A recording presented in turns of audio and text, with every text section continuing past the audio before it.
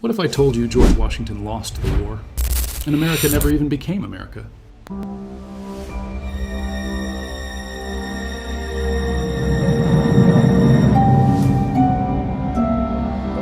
No Marvel, no McDonald's, no TikToks in front of gas stations, just a broken continent and a founding father who got absolutely cooked.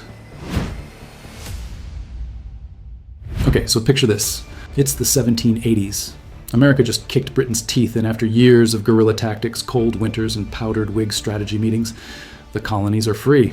George Washington is basically the Beyoncé of the New World. Everyone's celebrating, throwing tea in the harbor for fun, and prepping for democracy. The 13 colonies can't agree on anything. The Articles of Confederation? Weak. The Constitution? Too centralized. The North wants industry and abolition. The South wants slavery and self-rule. Everyone's shouting. No one's vibing.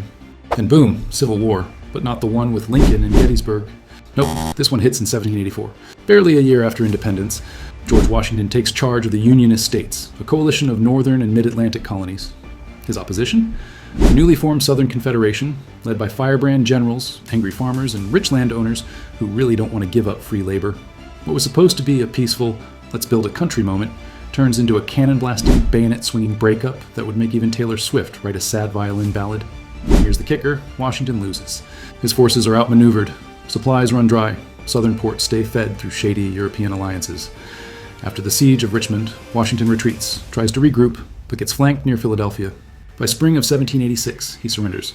Yeah, the George Washington, the guy your school books call a hero, ends his military career signing a white flag. You can almost hear King George III sipping tea across the ocean like, "I told you they'd fall apart." With Washington defeated, the whole American project crumbles like a cheap iPhone charger. The dream of United States becomes more like awkward roommates of North America. Here's the new map. The Southern Confederation, pro-slavery, anti-centralization, low-key obsessed with cotton and honor duels. The Northern Federation, industrial, chaotic, and trying to copy Europe, but without the centuries of culture. The Free Atlantic States. New England splits off, becomes a hipster republic that's all about trade, coffee, and lighthouses. Western territories, a total mess. Think cowboy anarchy meets ancient tribal nations and rogue warlords. And Washington? He's exiled from politics, lives the rest of his days writing sad letters and chopping metaphorical cherry trees. Alright, let's time travel a bit. Fast forward to the 1900s in this alternate timeline. The global power vacuum is real. 1. European empires stay winning. Without the US to challenge them, Britain, France, and Spain hold onto their colonies longer.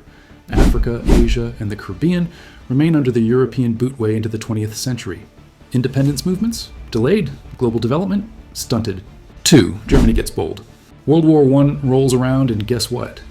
There's no unified USA to show up like a late boss battle character. The Northern Federation sends troops, but it's like tossing breadsticks at a tank. Germany dominates, redraws Europe, and probably drops an Imperial Spotify album while they're at it. Okay, listen here, people. Before I continue, don't forget to like and subscribe. It really helps. And I really put my all in this video, so please subscribe and like, and thank you. Let's talk vibes. Without a United States, the cultural scene is a freaky remix. No Hollywood. Movies? Dominated by Britain.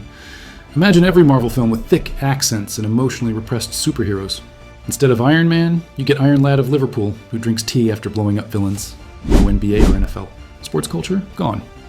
Instead, the Confederation idolizes jousting and horse racing. The North invents power cricket, which is just regular cricket, but with explosions. No Internet Empire. The Confederation bans open internet. The Northern Federation has a janky version called FedWeb. It's 90% forums arguing about taxes. Free Coast? They make the closest thing to TikTok. It's called Clip Clap, and it's 40% dancing, 60% clam chowder tutorials. But yes, Florida.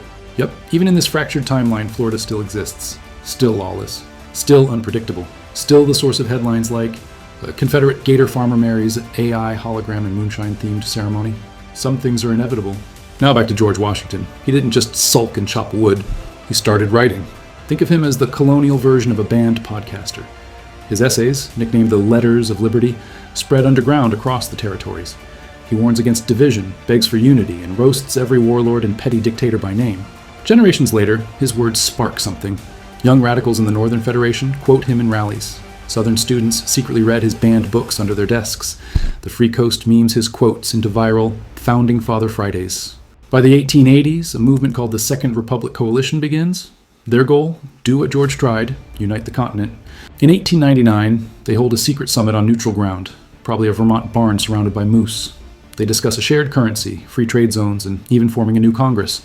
It's not easy. The South still clutches old ideas. The West trusts no one. But slowly, the pieces begin clicking. By 1910, they don't call it the United States. They call it the American Accord. It's not perfect, but it's real. Final thoughts, the power of the what if. So, what if George Washington lost the Civil War? We'd get a fractured America, global instability, and a slower, more painful path to progress. But here's the twist. His failure becomes his legacy. Because even when the guy who couldn't tell a lie takes an L, he ends up planting the seeds for something bigger. In a way, that's kind of inspiring. Because whether it's history, politics, or your worst Monday morning, sometimes losing doesn't mean it's over. Sometimes it's just the beginning of a better story. Thanks for diving into this alternate reality with me. If you liked it, go hug a history book. Or better yet, go start your own timeline. Just maybe keep Florida the way it is. It's already the perfect level of chaos. If you have any other ideas for another video, write it in the comments. Don't be shy. I don't judge. Thank you for watching. Don't forget to like and subscribe. Goodbye.